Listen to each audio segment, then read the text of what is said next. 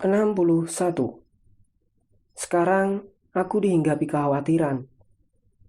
Ia diganggu oleh hayalku sendiri. Bagaimana kalau benar hal itu terjadi? Mana jauh dari keluarga, aku menghayal. Sementara ibuku Amsi jatuh sakit. Mendadak, ia sakit parah. Barangkali karena tuanya. Sedangkan Juami pun meringkuk. Sudah berhari-hari di tempat tidur, diserang malaria. Yang kami khawatirkan adalah ibu Amsi, karena setelah ia semalam tidur, esok harinya ia tidak sadarkan diri lagi, tidak bangun-bangun. Kusno pun kelihatan amat risau, karena kesayangannya itu kemudian 5 hari tidak sadarkan diri. Ibu Amsi tidak sempat meninggalkan pesan apa-apa. Cuma aku ingat bahwa tempo hari dalam perjalanan dari Bandung ke Surabaya pernah ia bilang, kalau ia meninggal di tempat jauh, kuburkan saja di tempat itu. Kusno tak mau bangkit dari kamar tidur mertuanya. Ia terus mendampinginya.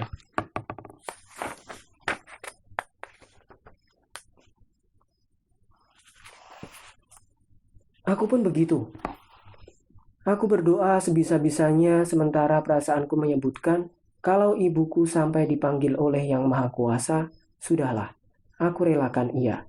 Aku kasihan melihatnya menderita dengan tarikan nafasnya yang seperti berat dan pendek-pendek. Rupanya, waktunya memang sudah tiba. Aku saksikan sendiri ibu mengembuskan nafasnya yang penghabisan di atas pangkuan Kusno. Allahu Akbar, Allah yang Maha Besar. Aku mengucap. Aku tahan sekuat-kuatnya supaya tidak meneteskan air mata. Berhasil. Begitu juga Omi yang sempat bangkit dari tempat tidur. Sekalipun ia belum sehat betul dari malarianya, ia pun kuat menahan dirinya supaya tidak menangis. Memang, aku ajar ia supaya jangan menangis kalau melihat ada yang meninggal. Kartika pun begitu. Ia tidak menangis, sebaliknya malahan Kusno yang peka. Ia meneteskan air mata, tetapi bukankah pula ia begitu sayangnya kepada Ibu Amsi? Rupanya ia tidak tahan berpisah dengannya. Aku maklum. Aku pikul percobaan ini dengan tenang dan tawakal, ikhlas. Aku endapkan perasaan itu dengan menahan diri. Setelah kami memasang bendera putih di depan rumah, pada mulanya orang mengira anakku Omi yang meninggal. Orang pun berdatangan melawat, yang dari jauh pun datang. Rupanya begitu banyak yang menaruh simpati kepada kami. Dan itu dibuktikan dengan kedatangan mereka dengan cukup banyak jumlahnya.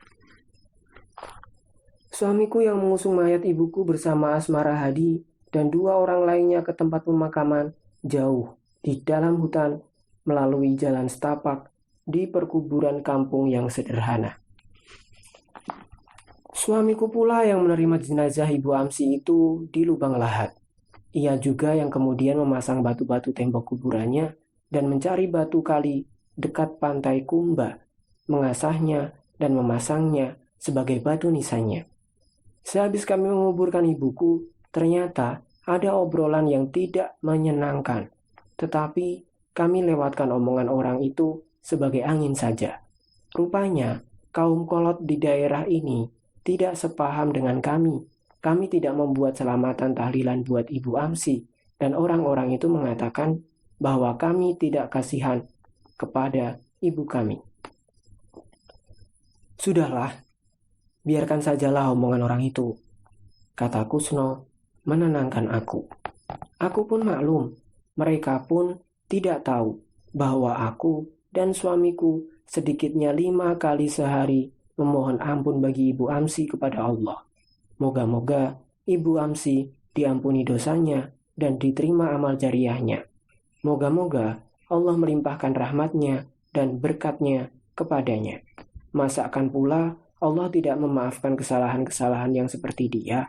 Pikirku, sementara aku ingat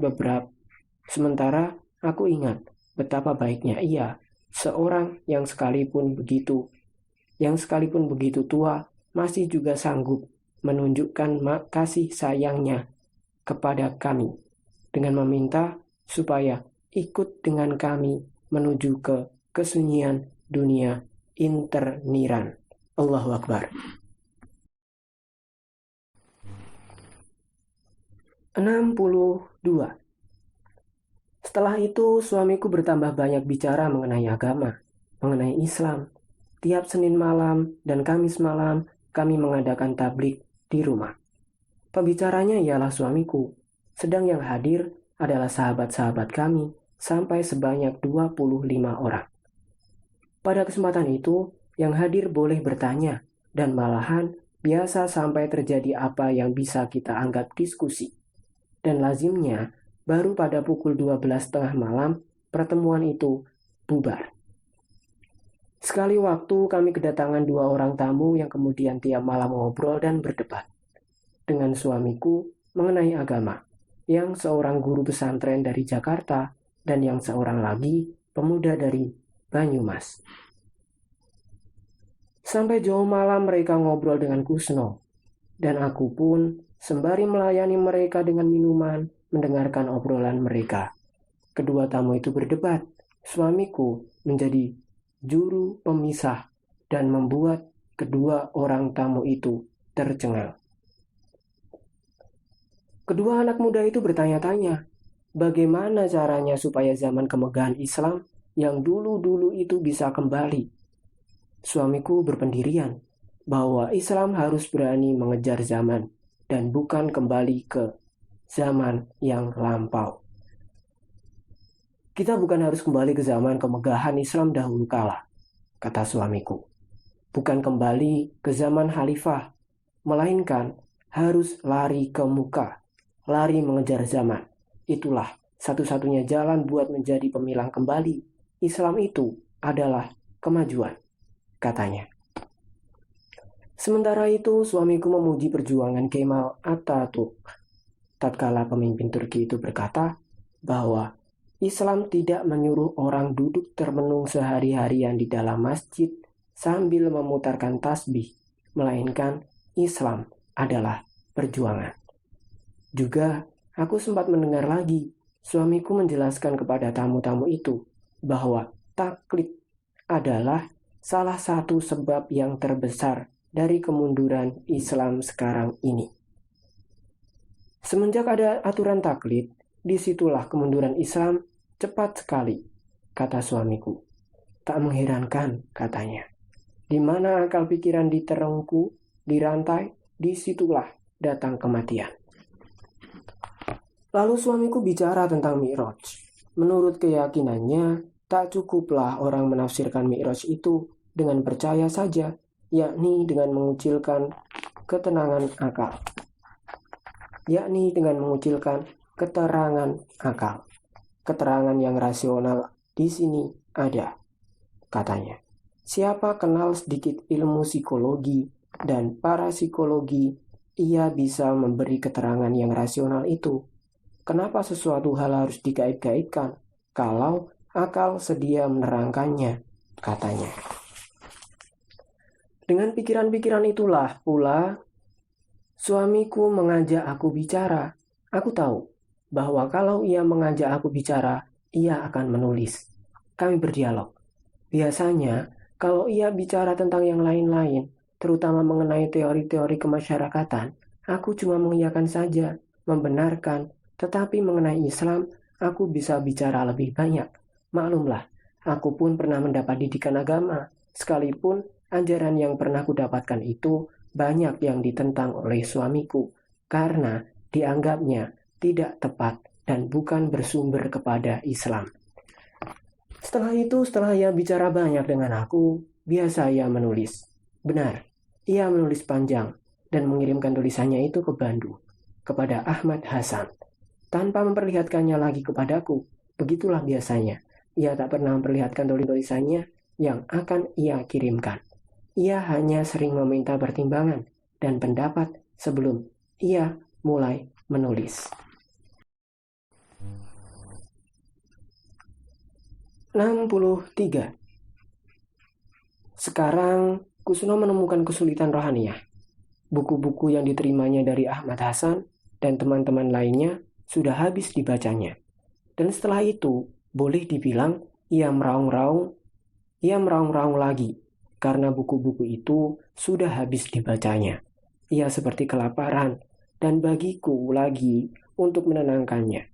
Pada kesempatan ini, aku harus pandai mengajaknya bicara, supaya ia berpikir, supaya ia mengisi waktunya dengan berharga. Celakanya adalah bahwa di Ende ini tak ada seorang pun yang bisa ia tanyai mengenai ilmu pengetahuan sosial dan mengenai Islam. Kalaupun ada, mereka itu ketakutan berhubungan dengan kami. Ada seseorang yang disebut Sayyid. Ia sedikit terpelajar. Tetapi Kusno tidak suka kepadanya. Ia menilainya kolot. Yang dijadikan orang itu sebagai pegangannya adalah kitab fikih, kata Kusno. Sedang Quran dan api Islam seakan-akan mati sudah baginya, kata suamiku mengecamnya. Kusno seperti pada waktu yang sudah berkata lagi, kalau masyarakat itu hanya dialaskan kepada Wetboek, Van Straffrecht, dan Burgerlich Wetboek, kepada artikel ini dan itu, apa jadinya dengan masyarakat itu? Masyarakat demikian akan segera mati, jadi bangkai, masyarakat yang bukan masyarakat. Sebab yang dipertanyakan masyarakat ialah justru hidupnya, justru nyawanya. Sehubungan dengan ini, suamiku seperti meronta, ingin hidup. Islam sekarang setengah mati, tidak beroh-roh, tidak bernyawa, tidak berapi, karena umat Islam sama sekali tenggelam di dalam kitab fikih. Tidak terbang seperti burung Garuda di atas udara-udaranya, agama yang hidup. Dalam pada itu, ia pun belakangan seperti sudah menyaksikan perkembangan dengan mengatakan, syukurlah sekarang. Beberapa orang di Endeh sudah mau membaca buku-buku Persatuan Islam. Tetapi karena Malaysia, mereka meminta bantuan agar bisa mendapatkan buku-buku tersebut dengan berharga separuhnya saja. Sehabis ia meronta-ronta demikian, aku harus mendengarkannya lagi. Ia meminta bantuan. Inggit, katanya, aku memerlukan sebuah buku The Spirit of Islam, keterangan Amir Ali. Ya, lalu? Tanyaku. Ya, bagaimana membayarnya? Sambungnya. Inggit bisa membayarnya? Tanyanya. Mengapa tidak? Kataku.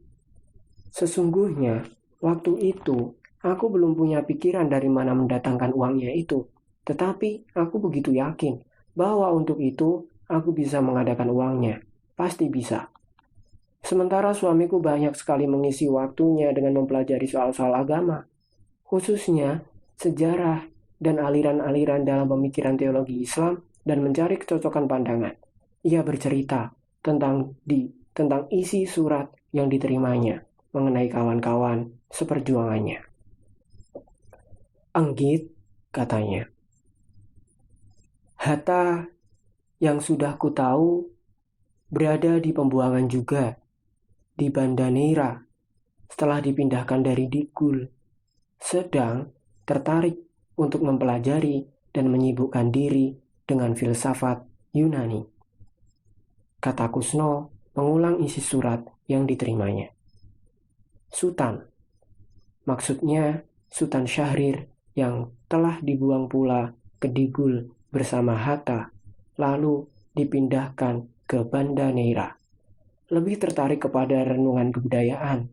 Ia menyelami masalah hubungan antara Barat dan Timur, antara vitalitas kebudayaan Barat dan kelambanan kebudayaan Timur, katanya. Aku mendengarkan saja. Pada mulanya diam saja, tetapi lalu aku mengucap syukur. Ya syukur bahwa mereka pun terus giat berpikir.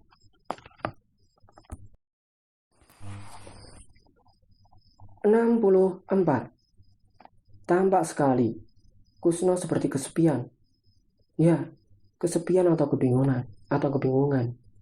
Ia harus bergulat dengan dirinya mengatasi musuh batinnya itu. Kadang-kadang, ia harus berjalan hilir mudik, tidak menentu di dalam rumah.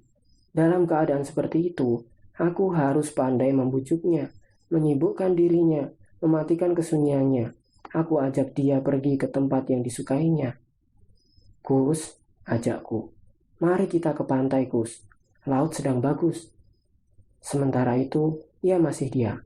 ia masih belum bisa melepaskan dirinya dari renggutan kesunyiannya atau kebingungannya. Tetapi setelah aku membujuknya beberapa kali, ia pun mau. Biasanya sesudah makan malam, kami pergi berjalan-jalan melewati alun-alun, rumah bola, dan kemudian duduk-duduk di dermaga yang menjorok ke laut. Menatap perahu-perahu nelayan yang membawa obor, berkelap-kelip, banyak sekali. Kali ini, hari masih sore, tetapi pemandangan amat bagus, langit jernih, dan sebentar lagi kita akan melihat matahari terbenam. Aku tahu, Kusno suka sekali kepada kesenian, tetapi baru pada kesempatan sewaktu berada di Endeh, aku saksikan ia mempergunakan waktunya yang cukup banyak untuk itu. Sekarang, ia suka melukis, atau lebih tepat aku katakan, ia mencoba melukis, berusaha keras melukis. Sekali waktu ia melukis 4 orang wanita Bali yang sedang meletakkan sesajen di pura. Pada waktu yang lain, ia melukis pantai dan laut. Pada kesempatan lainnya, ia melukis ombak yang sedang menggulung berbuih-buih. Itu kesukaannya. Ia dengan bangga memperlihatkan lukisannya. Ombaknya yang sedang menggulung itu, aku maklum, isi hatinya barangkali sedang berontak. Menjadi seperti ombak yang menggunung. Dalam keadaan yang begitu, aku harus pandai membantunya, menghiburnya, meredakan hatinya yang sedang mengamuk itu. Kita akan melihat langit yang memerah nanti, kataku, mencoba mengalihkan perhatiannya. Bagus untuk dilukis. Ia masih juga terdiam. Aku kira ia sedang memikirkan sesuatu, tetapi entah apa, tak jelas. Ia pun tidak mau mengatakannya. Aku mencoba terus mengajaknya bicara, supaya ia bisa bebas. Laut itu benar bagus, kataku. Padahal, dalam hatiku sendiri pun aku berkata, laut itu biasa-biasa saja. Tetapi, bukankah kewajibanku mencoba menghiburnya? Bukankah kewajibanku berusaha menolongnya? Ia harus bicara. Ya, ia harus mulai bicara. Aku terus bicara sendirian. Ya, sekalipun sendirian, aku juga terus bicara. Aku berkata kepada diriku sendiri, aku harus sabar. Aku harus sabar menolongnya. Sekarang, aku harus menunjukkan kesabaranku. Sekarang. Rupanya, akhirnya ia pun cair, kalah oleh kesabaranku. Aku tahu, ia pun tidak sedang marah atau benci kepadaku. Aku pikir, mungkin ia sedang direnggut oleh sesuatu, mungkin oleh kesepian, mungkin oleh kebuntuan pikirannya. Tetapi sekarang, ia sudah mau mengikuti aku bicara, dan ia pun menunjukkan perhatiannya kepada laut yang sedang berombak kecil, kepada inggit yang sedang berubah warna, kepada langit yang sedang berubah warna. Lalu nampak ia telah tenang, menjadi agak bebas. Sebentar kami menikmati lembayung, tetapi sesudah itu kami cepat kembali pulang, maghrib. Di jalan, kami bertemu dengan 2 orang pastor, kenalan Kusno, teman Kusno bicara. Kami sempat bersalaman. Pulau ini adalah pulau misi yang mereka sangat banggakan, dan bolehlah mereka banggakan pekerjaan mereka di Flores ini. Dilihat dengan kacamata mereka, pastor-pastor itu memang bekerja mati-matian buat mengembangkan agama mereka di pulau ini. Suamiku menaruh respek kepada mereka, terutama angkat topi kepada kesukaan mereka bekerja. Kita banyak mencela misi, kata suamiku menuju rumah. Tetapi, apakah yang kita kerjakan bagi penyebaran agama Islam dan memperkokoh agama Islam? Mengapa kita malas? Mengapa kita teledor? Mengapa kita tidak maju? Mengapa kita tidak mau giat? Mengapa misalnya di Flores ini tak ada seorang pun mubalik Islam dari suatu perhimpunan Islam yang ternama? Misalnya dari Muhammadiyah, buat mempropagandakan Islam. Misi di Flores ini, kata Kusno seperti mendorong aku. Dalam beberapa tahun saja, sudah bisa mengkristenkan 250.000 orang kafir. Tetapi, berapa orang kafir yang bisa dihela oleh Islam di Flores ini.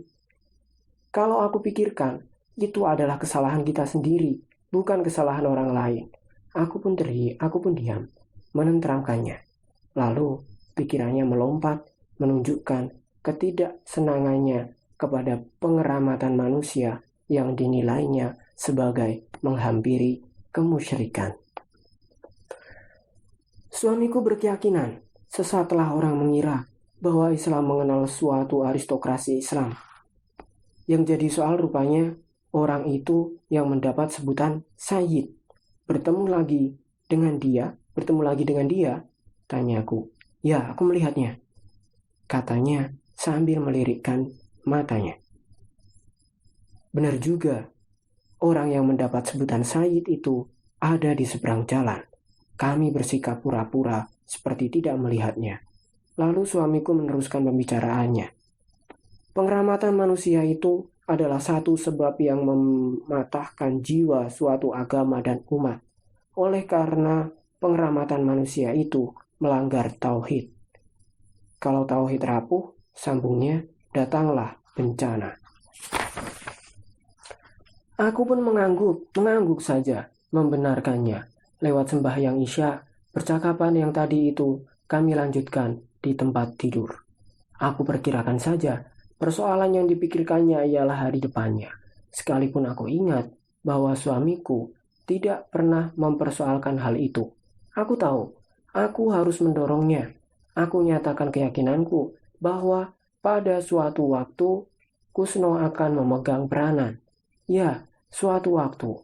Bukankah begitu pula sebenarnya keyakinannya? Sekalipun tidak pernah ia ucapkan.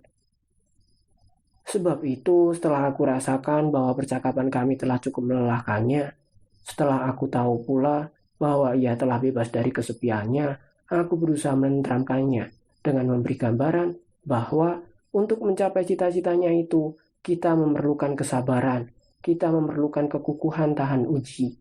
Aku pun lalu mengajaknya keluar dari kesepian. Aku harus pandai menjumbungnya, supaya ia pun bebas dari tekanan-tekanan yang menimpa batinnya.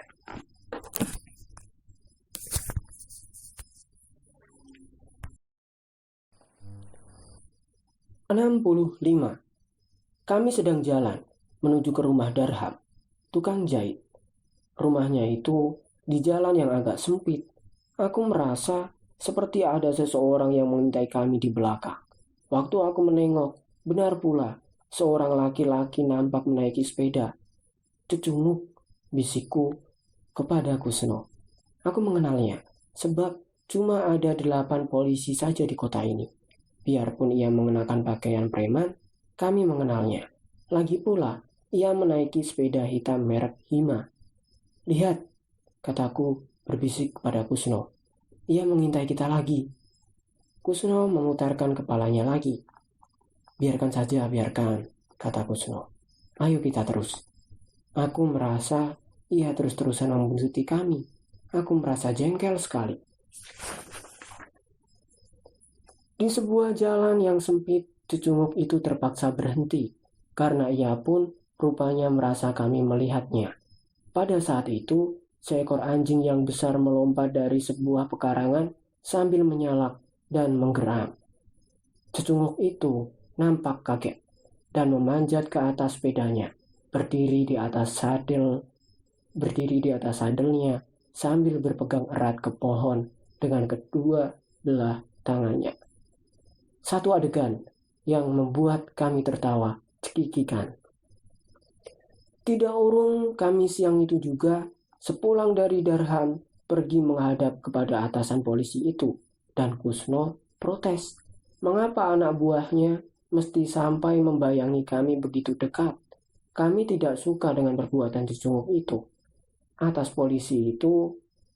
polisi itu menyampaikan maafnya dan menjelaskan bahwa perintahnya, yaitu paling dekat, harus mengambil jarak 60 meter, telah dilanggar bawahannya. Tetapi bagaimanapun aku merasakan sekali betapa terbatasnya gerak Kusno, dan itu jadi batasan juga bagiku. Sekalipun tidak tertulis, aku merasakannya begitu. sangat tidak menyenangkan. Sepulang dari kantor polisi, lewat menyaksikan cecunguk bergantung pada pohon dengan digonggongi anjing. Suamiku muncul dengan suatu gagasan baru. Ia mau membentuk sebuah kelompok sandiwara. Di luar dugaanku bahwa ia sampai mau mengadakan sandiwara segala. Tetapi nyatanya hal itu memang dilaksanakannya. Kejadian itu melahirkan gagasan baru bagiku, kata Kusno dengan senang. Ayo kita dirikan perkumpulan itu, sandiwara. Kita penuhi dunia ini dengan sandiwara. Benar pula, kelompok sandiwara itu segera dibentuknya. Ia menarik beberapa orang, semua laki-laki, karena sulit mendapatkan wanita yang bisa diajak bergerak di lapangan itu. Kelompok sandiwara ini diberinya nama Tonil, Kelimutu. Tonil, kemudian diindonesiakan Tonil, adalah perkataan Belanda. Sejak zaman Jepang disebut sandiwara. Segalanya boleh dibuat oleh Kusno.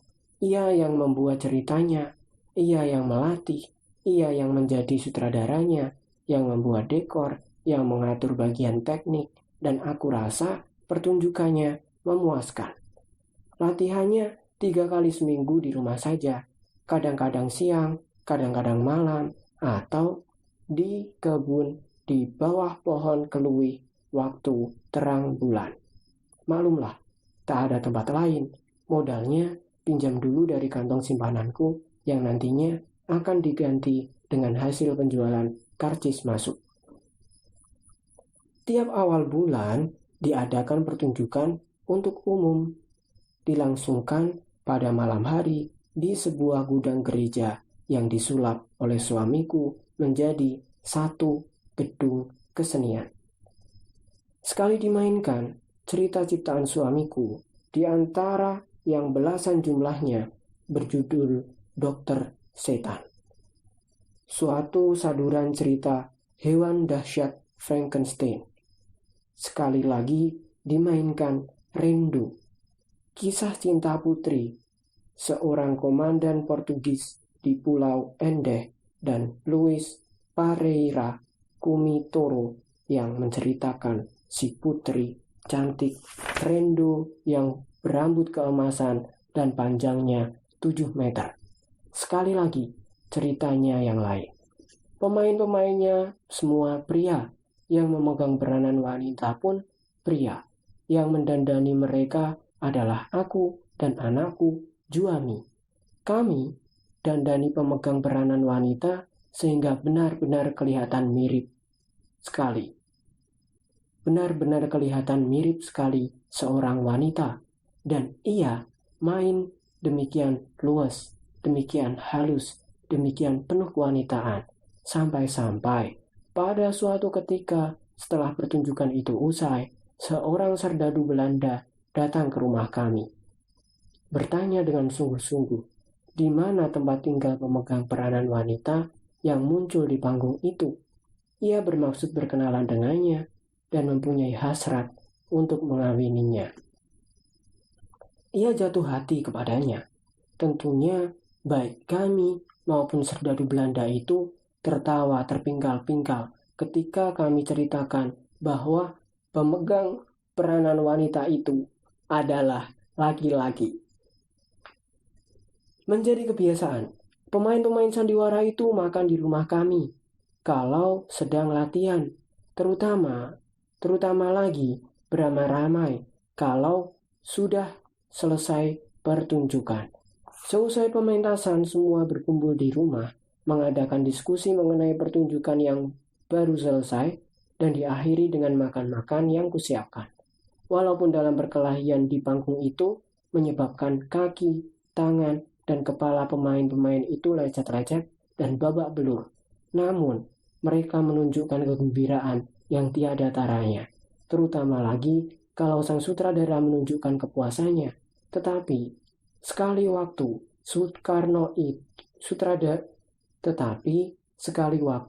sutradara Soekarno itu tak ambil peduli. Ia memarahi rombongan itu dengan tak segan-segan. Ia kecewa atas latihan mereka, dan kejadian ini menyebabkan mereka mesti berlatih setiap hari sampai pertunjukan itu berhasil dengan tidak mengecewakan. Ini berarti tambah pekerjaan bagiku, tetapi aku tidak melawan keinginan suamiku. Dan tonel kelimutu itu menjadi terkenal dan mendapat pujian para penontonnya yang terdiri dari orang-orang pribumi dan orang-orang Belanda juga.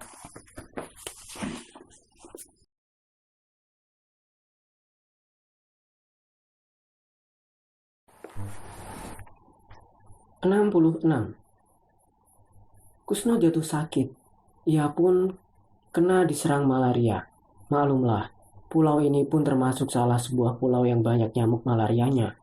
Tetapi perasaanku menyebutkan sakitnya Kusno ini disebabkan pertarungan batinnya, dan ia merasa berada dalam keadaan yang sulit sekali.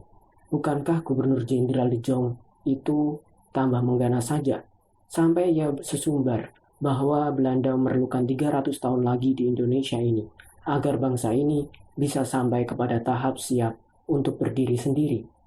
Masya Allah, Gubernur Jenderal yang edan itu menambahkan pula bahwa mereka telah memerintah negeri ini selama 300 tahun dengan cambuk dan pentung, dan mereka masih akan menggunakannya 300 tahun lagi mendatang. Benar, De Jong itu gugup dengan pemberontakan kapal Zeven provinsi. Tetapi ia bukan menjadi sadar, malahan menjadi makin galak dan bertambah kejam. Kusno bagaimanapun kecewa dengan pembentukan Parindra dan Gerindo yang tampil dengan penuh sopan santun dan hati-hati, serta menjadi pendiam. Hal semacam itu bukan kesukaannya, tetapi mau diapakan, itu kenyataan, dan tindakan Belanda yang menyebabkan pun begitu kejam. Dan itu pun adalah kenyataan. Satu-satunya tempat yang masih bisa diharapkan seperti tertera dalam surat-surat yang kami terima, sekalipun menjengkelkan, adalah Foxrat itu, petisi Sutarjo, yang memohon dengan lembut kepada pemerintah agar diselenggarakan pertemuan yang setara antara pihak Belanda dengan wakil Indonesia untuk membicarakan bersama rencana terperinci tentang otonomi Indonesia. Nyatanya ditolak. Itu cuma menimbulkan kecewaan yang besar saja pada kalangan para pejuang kemerdekaan. Inilah pula rupanya segala yang menyebabkan Kusno menjadi lemah badannya dan gampang diserang malaria itu. Sekalipun ia menggebrak-gebrak tanah penuh kejengkelan, ia akhirnya kecapean sendiri, yang berkuasa menunjukkan dirinya bertambah kuat dan ia bertambah kejam. Tetapi rupanya penyakit suamiku ini menimbulkan hikmah juga. Kehebohan terjadi di Jakarta, di Foxtrot itu. Tamrin mengajukan protes dalam dewan itu dengan mengatakan bahwa kalau sampai Soekarno meninggal di pengasingan di Endeh karena sakitnya, maka pemerintah harus bertanggung jawab. Rupanya, protes Tamrin itu mendapat perhatian. Sepucuk surat memberitahukan soal ini kepada kami. Aku dan suamiku terhibur oleh kabar dalam surat itu. Mudah-mudahan saja ada faedahnya protes Tamrin itu. Bukankah kalau sampai Kusno dipindahkan dan mudah-mudahan dipindahkan ke tempat yang lebih menyenangkan, maka hidup ini akan menjadi lebih menyenangkan.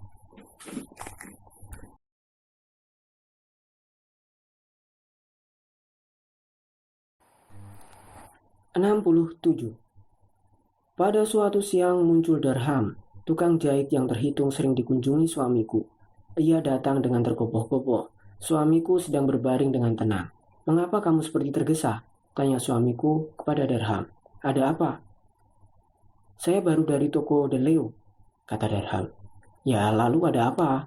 Mengapa kamu sampai seperti berlari-lari?" "Itu, Sili Siangtek, pemilik toko itu, mempunyai radio."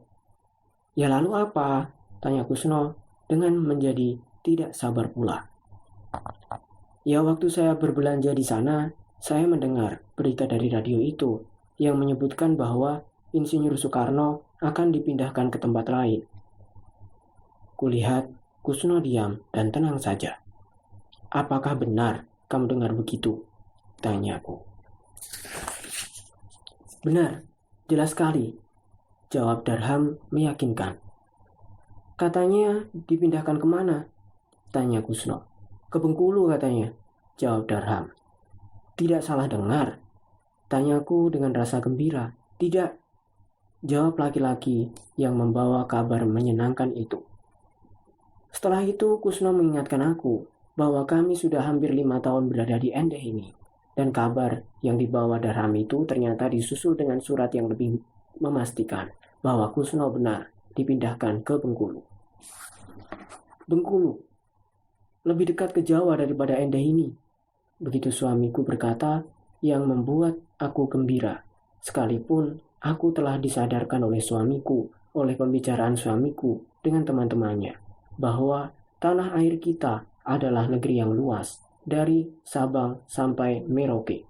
Yang tentunya pemikiran itu menambah penjelasan bahwa tempat yang kami diami sekarang, yakni Flores, Endeh, mestinya kami artikan sama dengan Bandung. Namun hati kecilku terus mengganggu aku, bahwa aku ingin kembali ke Jawa, ingin kembali menghirup udara Bandung. Aku rindu kepada kota Paris, Pulau Jawa itu. Ya, Bengkulu dekat ke Jawa. Kalimat itu membuat aku gembira, sekalipun aku tidak tahu seperti apa tempat itu. Barangkali memang bakal menyenangkan, tetapi mungkin juga tidak. Tetapi sudahlah, aku tahu tempat itu lebih dekat ke Jawa daripada Endeh ini. Seisi rumah gembira karena kami akan pindah ke Bengkulu. Tetapi satu soal kami hadapi. Kartika kelihatan tidak sama dengan yang lainnya. Tentu saja begitu. Ia harus berpisah dari orang tuanya yang sebenarnya. Kami mesti segera memberitahu orang tua Kartika. Kami suruh Riwu mempertemukan kami dengan Atmo Sudirjo dan istrinya. Kami mesti membicarakan Kartika. Setelah kami terangkan kepada orang tua Kartika bahwa kami akan dipindahkan ke Bengkulu, nampak sekali, baik ayah Kartika maupun ibunya sedih dan berpikir panjang. Ada pada mereka kemungkinan untuk mengambil kembali Kartika, tetapi setelah kami menunjukkan kasih sayang dan sesungguhnya kepada Kartika, tak sedikit pun beda dengan kepada Juami, maka suami istri Atmo akhirnya berkata, "Sudahlah, kami setuju Kartika akan dibawa. Kami percaya kepada Mas Karno dan Jeng Engki, karena sudah menunjukkan kasih sayang yang begitu besar kepadanya." Dalam pada itu, suami istri Atmo kelihatan merunduk, lalu ketika ditarik oleh ibunya dan rambutnya dielus-elusnya, suatu adegan yang bagiku sangat mengharukan tak bisa lain.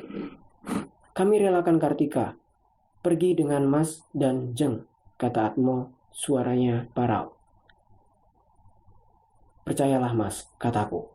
"Tak akan lama, insya Allah tak akan lama. Nanti juga kita bertemu kembali." Padahal dalam hati kecilku, aku pun risau karena tidak tahu akan berapa lama kami berada di pembuangan yang lain. Sekalipun suamiku menjelaskan beberapa kali sudah bahwa perang Pasifik pasti meletus dan kemerdekaan Indonesia pasti tercapai. Tetapi dalam hati kecilku masih juga seperti ada duri kewas-wasan. Maklumlah, pengalaman kami terombang-ambing.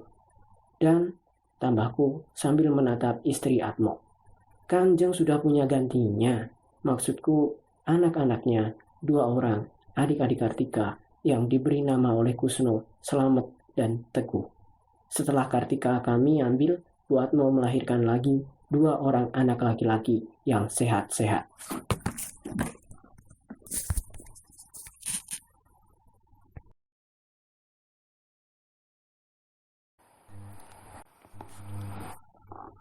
"68. Bengkulu bagiku mengandung harapan. Bukankah Endeh telah meninggalkan kesan sedih kepadaku dengan meninggalnya Ibu Amsi, sedangkan Juami pun pernah jatuh sakit malaria yang mengkhawatirkan. Juga Kusno pernah menggigil berhari-hari karena penyakit yang sama jahatnya. Pada waktunya, kami, yaitu Kusno, aku, Juami, Kartika, dan Riwu naik kapal The Cloud menuju Surabaya. Muhasan dan Karmini sudah lebih dahulu pulang ke Bandung bersama-sama dengan Asmara Hadi. Orang tua Kartika mengantarkan kami sampai pelabuhan, sampai di tangga kapal, suatu perpisahan yang memilukan. Lebih lagi tentunya buat Kartika, anak yang masih kecil, tetapi yang sudah tahu siapa orang tuanya yang sebenarnya. Aku berpelukan dengan istri Atmo, Kusno dengan ayah Kartika. Aku menyaksikan betapa keharuan kedua orang tua itu melepaskan anaknya yang mereka percayakan kepada kami. Tetapi Kusno pandai. mengubah suasana supaya keharuan yang terjadi tidak berlebih-lebihan. Selain keluarga Atmo, ada juga sejumlah wanita dan laki-laki lainnya yang mengantarkan kami sampai ke tangga kapal. Mereka adalah orang-orang yang telah dekat dengan kami, penduduk Endeh yang sudah jatuh hati kepada kami, yang juga kami sukai. Dalam perjalanan dengan kapal, aku dimampukan rindu kepada keluarga dan kawan-kawan di Bandung. Aku ingin cepat bertemu dengan mereka. Memang sudah direncanakan bahwa kami, yaitu aku, anak-anak, dan Riwo, akan ke Bandung dahulu sebelum menginjakkan kaki di Bengkulu. Sedangkan Kusno harus langsung ke tempat pembuangannya yang baru, dikawal oleh polisi 2 orang.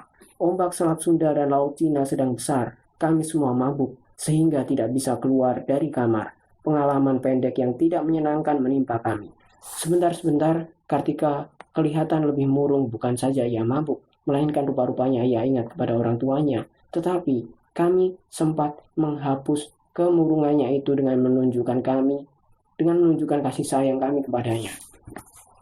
Sesampai di Surabaya, kami naik kereta api menuju Jakarta. Suamiku ditempatkan di gerbong lain dengan 2 orang polisi yang mengenakan pakaian preman.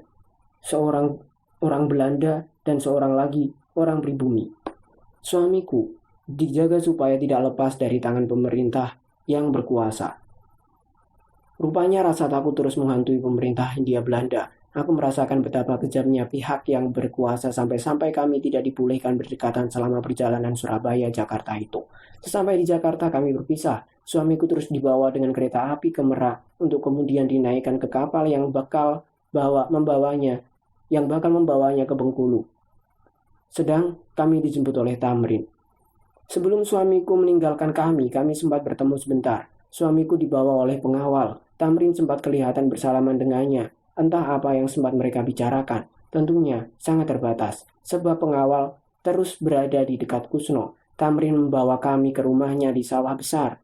Istrinya yang sedang tidak ada di rumah, sedang pergi ke Sukabumi, ke rumah peristirahatannya. Kami tidak menginap di rumah Tamrin, melainkan istirahat saja sebentar, lalu meneruskan perjalanan kami ke Bandung lewat Sukabumi untuk menemui istri Tamrin. Tidak lama-lama kami di Sukabumi, sekalipun diminta supaya menginap. Kami rindu ingin cepat bertemu dengan keluarga yang ada di Bandung. Kami menginap beberapa malam di Bandung, dan kesempatan ini kami pergunakan dengan baik untuk bersukaria dengan keluarga dan sahabat-sahabat dekat yang sudah lama tidak kami lihat. Lalu kami ke Jakarta lagi, menginap di rumah Tamrin, dan kemudian berlayar dengan kapal Sloat van de Bele, kapal yang tempo hari membawa suamiku ke Bengkulu. Di Bengkulu aku berjumpa lagi dengan suamiku di Hotel Sentrum, tempat penampungan kami beberapa minggu, sebelum kami mendapat rumah yang masih diperbaiki di Anggut Atas. Benar, di hari-hari pertama aku mendapatkan kegembiraan di tempat yang baru ini.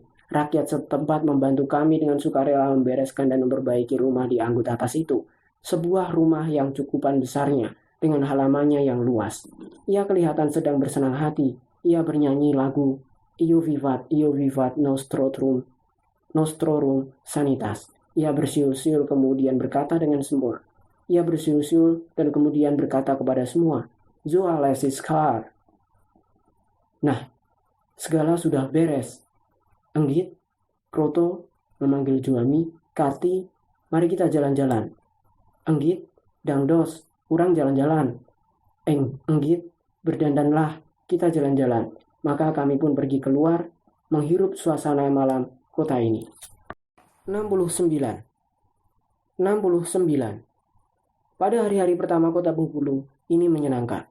Barangkali hal itu aku rasakan karena aku masih belum peduli dengan keadaan sekeliling. Tetapi begitu aku mulai berkenalan dengan masyarakatnya, begitu aku merasa seperti ada sesuatu yang menghalangi kami, yang membentengi kami. Aku berusaha mengenal wanita-wanitanya yang pada umumnya menutupi badan mereka dengan rapi. Aku merasa aku terlalu bebas di tengah-tengah mereka dengan pakaianku yang lebih terbuka. Aku tidak mengubah kebiasaanku seperti apa yang aku kenakan sewaktu berada di Bandung, di Paris, Pulau Jawa. Tetapi barangkali kebiasaan ini dipandang wanita-wanita yang kudekati tidak patut. Laki-lakinya jarang sekali membawa istri-istri mereka. Mereka seperti sendiri-sendiri. Dan kalaupun mereka pada suatu waktu bersama-sama, misalnya pada suatu pertemuan keagamaan, maka mereka pun dipisahkan oleh sehelai tirai. Berkenaan dengan ini kami mendapat pengalaman yang tidak menyenangkan. Kami pergi ke suatu rapat umum Muhammadiyah. Kami sudah tahu bahwa tentu di sana kaum wanitanya dipisahkan dari kaum lelakinya oleh sehelai tirai. Tetapi justru itu yang dianggap oleh suamiku sebagai tantangan dan seperti dijadikannya percobaan pertama. Suamiku bertanya kepada beberapa orang anggota panitia rapat itu mengapa dipasang tabir yang memisahkan kaum wanita dari kaum prianya. Tidak, tak ada seorang pun yang menjawabnya. Kejadian ini membuat Kusno menjadi kesal dan ia mencoba bertindak untuk menghilangkan tabir itu. Tetapi apalah cur. Malahan akibatnya suamiku meninggalkan rapat umum itu. Ia protes. Aku pun mengikutinya. Di rumah ia beberkan perasaan dan pikirannya. Ia memandang tabir itu sebagai suatu lambang perbudakan perempuan. Keyakinannya adalah bahwa Islam tidak mewajibkan kita memasang tabir itu. Islam tidak memperbudak perempuan. Malahan sebaliknya, Islam mengangkat derajat perempuan. Tabir baginya adalah salah satu contoh yang tidak diperintahkan oleh Islam, melainkan diadakan oleh sementara umat Islam. Ia menolak sesuatu hukum agama yang tidak nyata diperintah oleh Allah atau Rasul-Nya. Kejadian ini menjadi pembicaraan orang yang lebih luas lagi karena dimuat dalam surat kabar adil dan akibatnya lagi malahan seakan-akan sehelai tabir dipasang oleh sementara orang di kota ini, memisahkan kami dari masyarakat sekeliling kami. Tetapi kami tidak putus asa. Kusno kukuh pada pendiriannya. Aku yang sepaham dengannya, yang menghargainya, karena ia bertolak dari menghormati kaumku. Dalam pada itu menasehatinya bahwa segala juga meminta kesabaran. Alhamdulillah, akhirnya tabir-tabir itu diturunkan orang juga, sekalipun tidak di semua tempat. Satu pertanda adanya perubahan. Suamiku kemudian membuat rencana sebuah masjid. Ia jengkel dengan masjid-masjid yang ada, yang kotor, tidak diurus, serta menunjukkan kekolotan dalam segala hal. Suamiku membuat rencana masjid itu secantik-cantiknya, dengan tiang-tiangnya yang langsing-langsing, dan gambar itu diperlihatkannya kepadaku dengan bangga. Aku tahu, ia mementingkan sekali keindahan dan kebersihan, sekalipun aku tidak bisa membayangkan apa jadinya nanti kalau masjid berdasarkan rencana Kusno itu, tetapi aku merasa gambar itu sudah cantik, aku memujinya. Tetapi, apakah mereka akan menerima baik rencanamu ini? Tanyaku. Ia pun rupanya ingat. Orang-orang tua-tua di kota ini tidak suka kepada orang-orang yang mendinginkan perubahan. Tidak suka kepada orang-orang yang menginginkan perubahan. Aku tantang mereka yang tidak mau mengadakan perubahan. Katanya dengan nada gemas. Tidak lama, aku tantang mereka dengan tidak. Aku tantang mereka yang tidak mau mengadakan perubahan. Katanya dengan nada gemas. Tidak lama setelah itu, tersebar lagi ucapan-ucapan yang tidak enak mengenali kami. Dan dengan mencolok sekali, beberapa orang menjauhi kami, memusuhi kami. Kusno kelihatan sedih setelah mengetahui bahwa ia telah dimusuhi sementara orang-orang. Dalam pada itu, polisi tetap ketat menjaga kami, mencatat semua orang yang mendekat kepada kami. Tentu saja suamiku memerlukan kawan-kawan. Bukan maksudnya pula ia membuat musuh, ia malahan mendambakan kawan-kawan. Ia cuma ingin mengadakan perubahan, bukan permusuhan di tengah-tengah masyarakat kota ini. Aku pun mesti menasihatinya bahwa mendekati orang haruslah dengan cara-cara yang bakal menyenangkan, bukan dengan cara-cara yang bakal menyusahkan sendiri. Setelah aku kemukakan bahwa mereka yang terbelakang itu harus dikasihani, harus dibimbing dan bukan diejek atau dimarahi, maka rupanya ia pun kemudian menjadi sadar bahwa ia harus lebih sabar dan lebih hati-hati. Tidak lama setelah itu, Kusno masuk ke dalam Muhammadiyah atas dasar pikiran dan iktikad bahwa ia mau mengabdi kepada Islam. Sekalipun ia tahu bahwa tidak dengan semua sepak terjang pemimpin-pemimpin organisasi itu ia setuju. Namun, ia jelaskan kepadaku bahwa asas organisasi itu baik, yaitu mengabdi kepada Islam.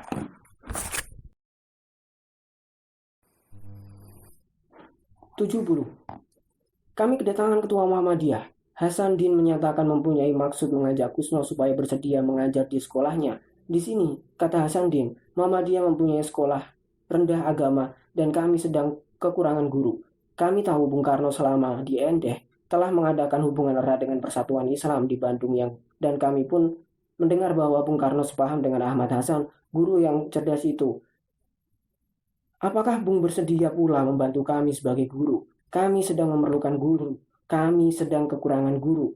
Begitu ditekankan oleh Hasan Din.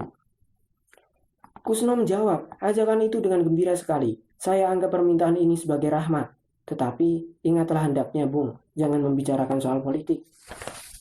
Ah tidak, kata Kusno. Tetapi saya kan boleh menyinggung Nabi besar Muhammad yang selalu mengajarkan cintanya kepada tanah air. Itu, oh tentu saja boleh. Tentang Nabi Muhammad, tentu saja boleh. Jawab Hasanuddin. Aku yang kenal Kusno itu lama.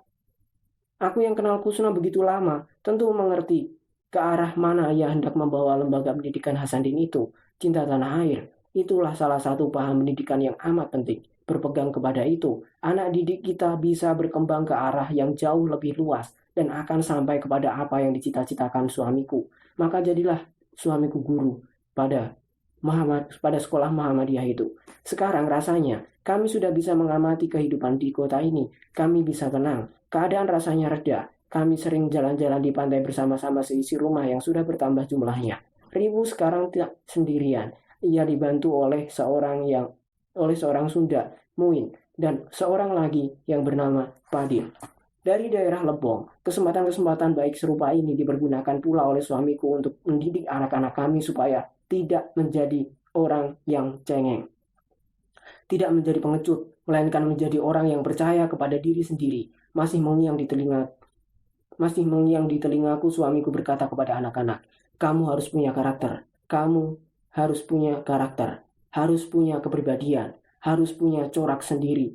Jangan sekali-kali kau seperti pohon cemara yang tertiup angin barat, ikut ke barat, tertiup angin timur, ikut ke timur. Suamiku menanamkan pandangan ini dengan tegas kepada anak-anak. Yang paling sering dibawa oleh suamiku ke pantai Panjang ialah Omi, yang rupanya sedang diharapkannya menjadi seorang yang bakal jadi kadernya. Maka anak itu kelihatan digemblengnya. Menjelang maghrib, Omi muncul. Setelah lama ia menghilang dengan bapaknya. Aku sudah memperkirakan mereka tadi pergi ke pantai lagi. Tetapi waktu anakku muncul, aku tegur pula ia dengan pertanyaan, dari mana Omi? Maka anakku bercerita bahwa ia baru dari pantai bersama bapaknya dan di sana ia diajar berpidato lagi.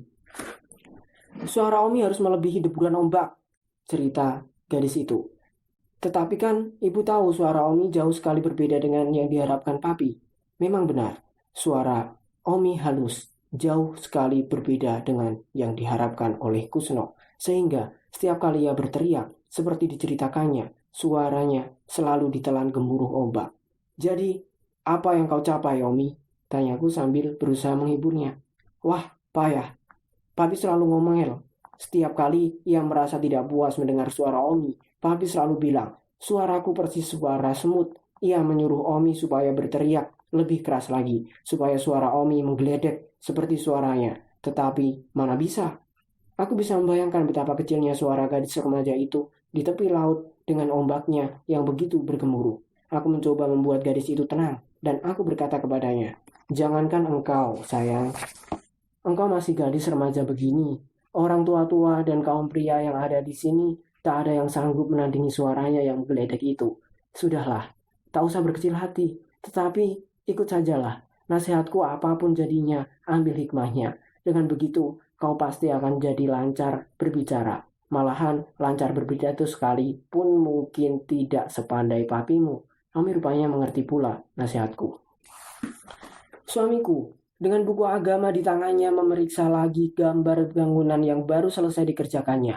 Ada yang pesan kepadanya untuk dibuatkan gambar itu. Lalu ia perlihatkan gambar itu kepadaku, seperti aku ini penasihatnya juga.